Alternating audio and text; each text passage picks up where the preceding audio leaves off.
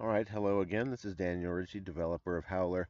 And if you're also coming from the artist version, I'd like to talk to you today about particle painting. And like I said, if you're new, this can be accessed through the drop-down media browser. And under the foliage tab, there are all these foliage painting tools, which can help you get up and running with painting some naturalistic looking foliage. Does it pretty much for you, although you do have some interactivity, moving the mouse and that sort of thing. Um, but if you're new to the program, it would be helpful to know that you're not limited to what's in the media folder here, but you can go down to the Particles tab, and these tabs over here, you can click on the one called Foliage, and you have all your settings here. Now you can also optionally load your presets directly from here as an option. So that's one thing you can do with that. And today I'd really like to talk about the flatten button um, specifically. And a few other things. If you're new to foliage painting here, there's a number of things you can do here. You can change the scale. This lets you do larger things, but you can also change the pen size. So you can make a much thicker branch, that kind of thing, or you can change the amount of lighting, get a brighter look. You can turn shadows on and off. You also have tint and what's called an ambient color. Let me talk briefly about those. There's tinting. Well, that'll just basically shade um, this everything you're painting by a specific hue. So I wanted it a little bit more red, I'd do that, and I get a little more red thing. Or say I wanted it more blue, I'd paint it and it'd be more blue, so forth and so on. The other option here, I'll put that back to white for now, tint, and is ambient. And this acts a little bit differently. It's like a fog color. So if I select that, it starts getting a little bit of a milky, hazy look to it. But if I change this ambient almost all the way up, it almost completely takes over that color. And using values in between will let you just get a kind of a foggy look or something to that effect. It basically blends uh, the the color of the foliage with this one specific color here, this ambient color, and this ambient amount controls by how much. So if I had it all the way up, it would be completely blue. That is until it drops the shadows on there. You can, of course, turn shadows off, which is actually what I want to talk about next. And I'll put shadows back on, and let's see, take this ambient amount back down. Okay, and I'll also put the lighting halfway down.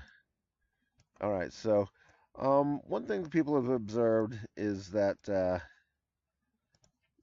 more you paint with this, I think I do need a little bit of ambient. The more you paint with this, the darker things start becoming. Well, that's kind of by design because, well, everything's three-dimensional.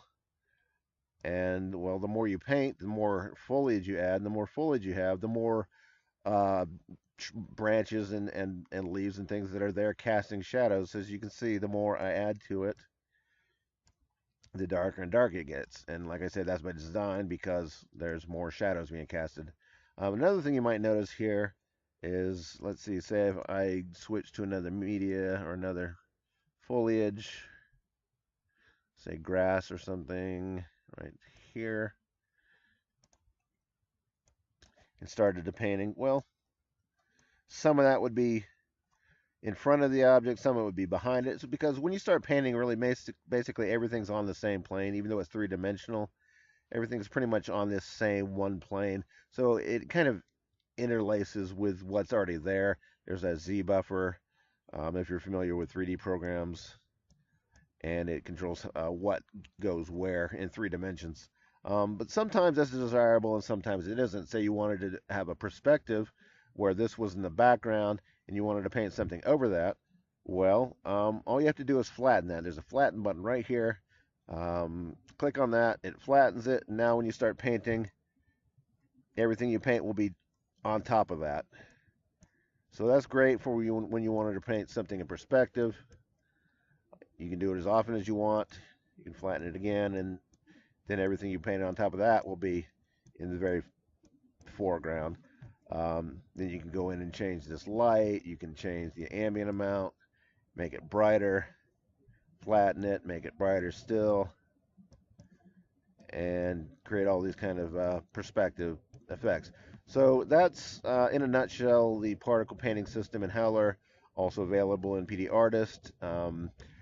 If you're coming from the free artist version that was given away on uh, shareware on sale the other day, and you're not familiar with Howler, basically Howler is it has everything that the artist version has, plus an animation menu, which has a very comprehensive animation system.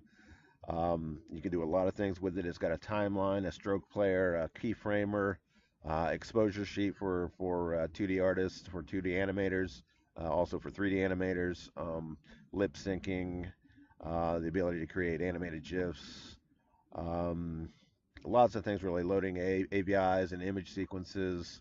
Um, you can store multiple copies of animations in memory and do things with them, combine them, uh, merge them, and move one over the other. Lots of things you can do with the timeline and all those sorts of things. So a very comprehensive, very powerful animation system that comes with Howler, um, available in the program. And like I said, Howler includes everything that's also in the artist version. So that's just a quick tutorial on using particle painting. Hope that was helpful. Thanks for watching. Thanks for howling. Thanks for using the artist version as well. And talk to you later.